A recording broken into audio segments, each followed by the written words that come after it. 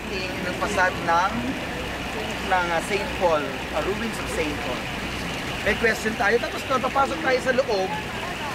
Nandoon naman yung mga buto. Makita nyo, malalaking buto ng mga Christian martyrs in Japan.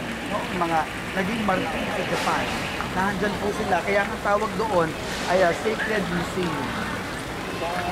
Sacred Museum, dun po sa likod ng church.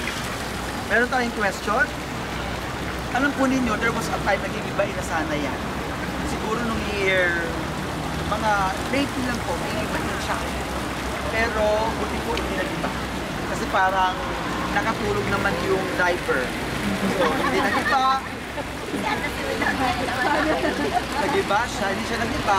Kaya naayos nila at in year 2005, siya ay naging UNESCO. Imagine, noong 2005 na talaga siya nag-bloom. Yung pinaka-ano, nung naging UNESCO Heritage. Okay, may question tayo tungkol doon. At may... Baby, pinampugan naman. Opo, ito na po yung... Ganito po na gagawin natin. Ay yung papunta doon, titikim lang muna kayo. Huwag muna kayong bibili. Titikim lang tayo. Kaya ang mangyari, bibigyan ko kayo ng 30 minutes mula sa sa first point hanggang sa hagdanan.